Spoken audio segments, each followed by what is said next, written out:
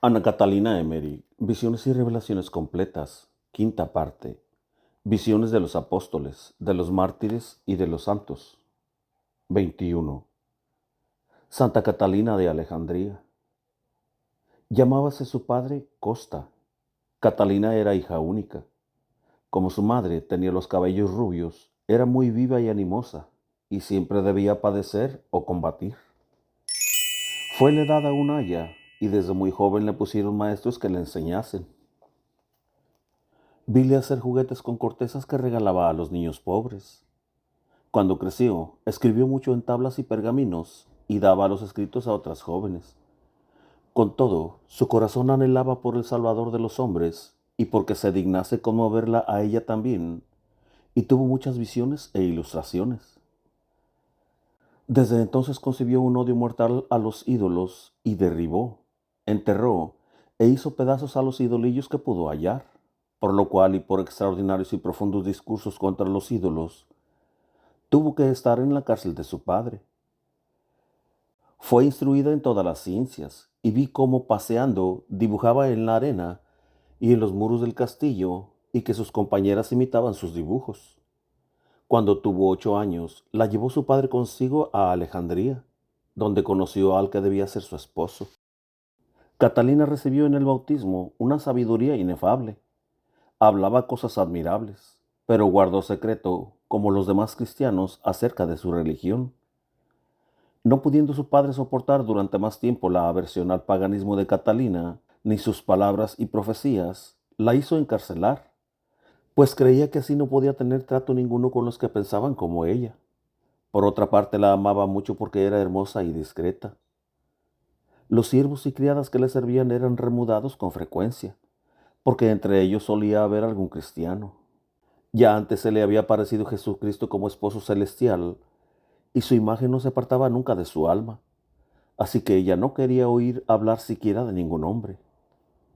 Su padre quería casarla con un joven de Alejandría llamado Maximino, el cual procedía de estirpe regia y era sobrino del gobernador de Alejandría, que no teniendo hijos le había instituido heredero. Mas Catalina no quiso saber nada de él. Vi que intentaron seducirla, pero ella se mostró animosa y rechazó, burlándose, aquellas tentativas. En esto se condujo con tal discreción y prudencia que los demás, teniéndola por necia, se ablandaban y la dejaban. Antes de estas tentativas, cuando tenía 12 años, su madre murió en sus brazos. Al ver que iba a morir ésta, Catalina le dijo que era cristiana y la instruyó y la decidió a recibir el bautismo. Vi que Catalina roció con un ramo agua de una copa de oro sobre la cabeza, la frente, la boca y el pecho de su madre. El padre de Catalina la envió a Alejandría, a casa de un pariente, esperando que allí aceptaría al que le había designado por esposo. Este salió al encuentro de Catalina en un barco, y yo la oí decir cosas admirables y muy profundas y cristianas, y contrarias a los ídolos. El prometido alguna vez le tapó la boca, entre irritado y en broma, pero ella se sonreía y seguía hablando con viveza e inspiración. Desembarcaron en un lugar en el cual la condujo el futuro esposo a una casa, que era mansión de placeres mundanos, con el intento de hacerla mudar de opinión. Pero ella siguió en su propósito sin dejar su aire afable y lleno de gracia y dignidad. Entonces solo tenía 13 años. En Alejandría vivía en casa del padre de su pretendiente, en un gran palacio con muchos departamentos. Allí moraba también el joven, pero separadamente, loco de amor y poseído de inquietud. Pero ella siempre hablaba de su otro esposo, por lo cual se intentó seducirla y obligarla a que mudara de opinión, y le fueron enviados sabios para que la apartaran de la fe. Pero ella los confundió a todos. Por entonces se hallaba en Alejandría el patriarca Teonás, quien con su grandísima mansedumbre había conseguido que los paganos no persiguieran a los cristianos. Estos vivían muy oprimidos y tenían que proceder con la mayor cautela y guardarse de hablar contra los ídolos. De aquí surgió una tolerancia muy peligrosa respecto de los paganos y tibieza en los cristianos, por lo cual dispuso Dios que Catalina, con su luz interior e inflamado celo, reanimase a muchos. Vi a Catalina en casa de Teonás. Él le dio el sacramento para que se lo llevara a su casa. Ella lo llevó en un vaso de oro sobre su pecho. La sacratísima sangre no la recibió. Vi entonces a muchos fieles que parecían solitarios, prisioneros y atormentados duramente en trabajos de construcción, en sacar piedras y transportarlas. Llevaban hábitos cenicientos, tejidos de malla, del grueso de un dedo aproximadamente, y en la cabeza una banda que les caía sobre la espalda. Vi que a estos les fue dada secretamente la comunión.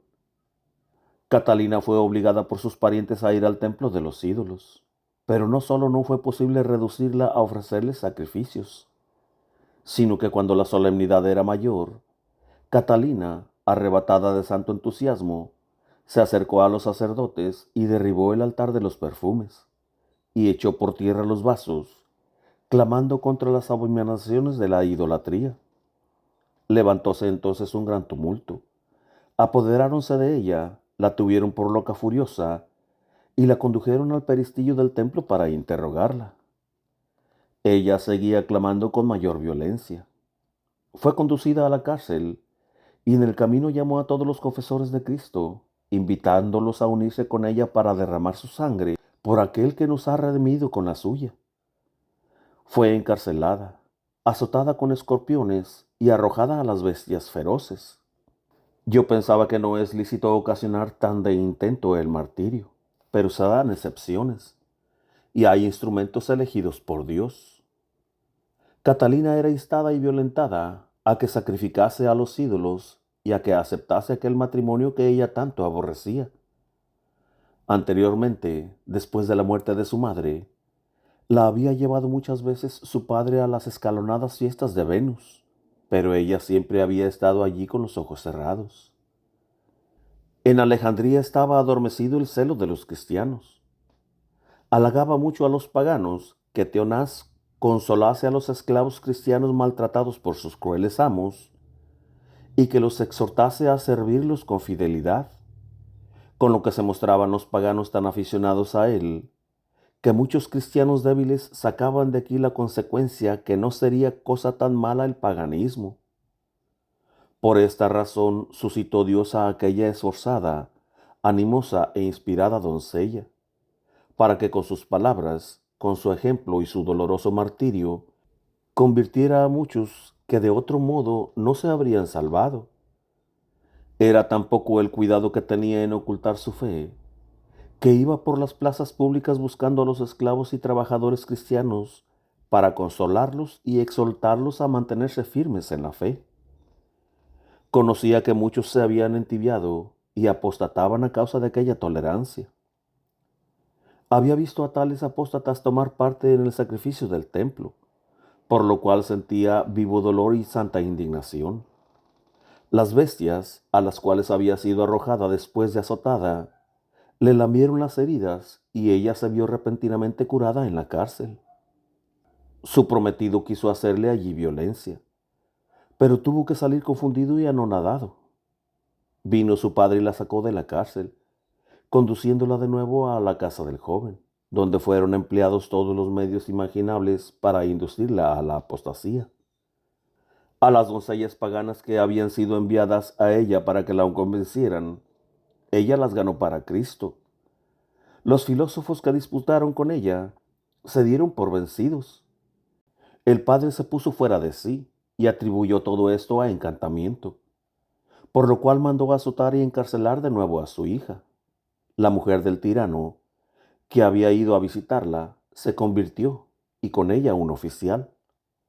Cuando ésta vino a la cárcel, se apareció un ángel que tenía una corona suspendida sobre la cabeza de Catalina, y otro con una palma delante de ella. No sé si los vio la mujer del tirano. Conducida Catalina al circo, fue puesta en un lugar elevado entre dos anchas ruedas guarnecidas de puntas agudas de hierro y de dientes. Cuando empezaron a dar vuelta las ruedas, cayó un rayo e hizo pedazos la maquinaria, lanzando los pedazos en diferentes direcciones e hiriendo y matando a unos 30 paganos. Se siguió luego una gran tempestad de viento y granizo, pero ella estaba sentada muy tranquila entre los restos de las ruedas con los brazos extendidos. Fue de nuevo conducida a la cárcel y oprimida durante muchos días. Varios hombres quisieron apoderarse de ella, pero los rechazaba con la mano, y ellos se quedaban como estatuas sin movimiento. Se llegaban otros, y ella con solo mostrarles con la mano a los que se habían quedado petrificados, los rechazaba. Todo se atribuyó a arte mágica, y Catalina fue conducida de nuevo al lugar de las ejecuciones. Se arrodilló en el tajo, con la cabeza vuelta hacia un lado, y fue decapitada. Saltó de la herida extraordinaria cantidad de sangre. La cabeza se desprendió por completo del cuerpo. Arrojaron el cuerpo en un horno encendido, pero las llamas se revolvieron contra los verdugos, mientras una nube de humo cubría su cuerpo. Lo sacaron de allí y lo arrojaron a las bestias hambrientas para que lo despedazasen, pero no lo tocaron. Al día siguiente los verdugos llevaron el cuerpo a una cueva llena de inmundicia, entre césped y sauco. Por la noche vi en aquel lugar a dos ángeles con vestiduras sacerdotales que cubrieron el cuerpo con cortezas de árbol y se lo llevaron.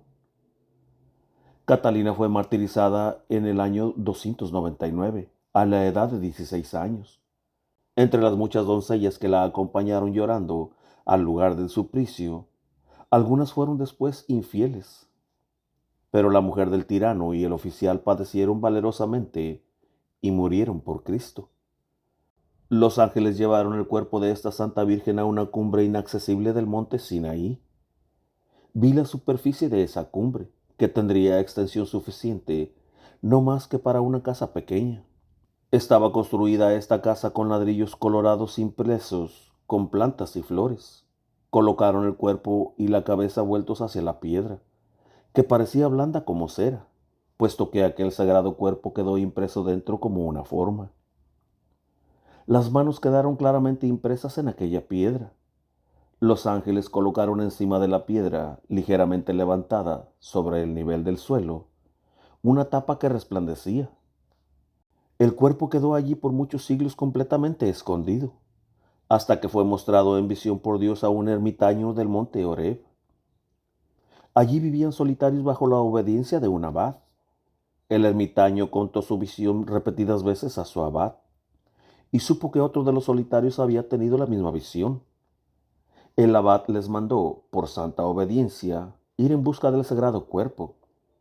Esto no era posible de modo natural, puesto que el lugar era inaccesible, prominente, sobre un abismo de rocas.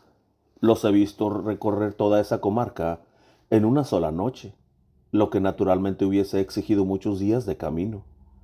Estaban como en estado sobrenatural. Mientras era todo oscuridad y tinieblas, en torno de ellos había claridad. He visto que cada uno de ellos era llevado sobre aquella inaccesible cumbre en los brazos de un ángel, y he visto a los ángeles abrir también el sepulcro. Uno de los ermitaños se llevó la cabeza, el otro el resto del cuerpo, que se había disecado y vuelto ligero y pequeño, y así sostenidos por los ángeles, descendieron de aquella altura. He visto al pie del monte Sinaí la capilla donde reposa el Santo Cuerpo. Esta capilla está sostenida por 12 columnas. Los monjes que allí habitan me parecen griegos. Llevan un vestido de género ordinario que confeccionaron ellos mismos. He visto los huesos de Santa Catalina reposando en un pequeño sarcófago. No había allí más que la calavera blanquísima y un brazo derecho. Otra cosa no he visto. Todo en este monasterio está en decadencia. He visto junto a la sacristía una pequeña gruta cavada en la roca. Sus paredes encierran sagradas reliquias. Están envueltas en lanas y sedas, bien conservadas. Hay entre estas reliquias algunas de los profetas que vivieron en otro tiempo en este monte y que los esenios veneraban cuando vivían en sus cavernas.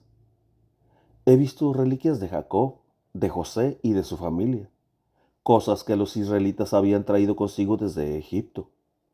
Estas santas reliquias parecían cosas desconocidas por la mayoría. Solo eran honradas por algunos monjes piadosos. Toda la iglesia del monasterio ha sido construida sobre el monte. en la parte que se mira hacia la Arabia, pero está hecha de modo que se puede pasear en torno hacia la parte posterior del monte.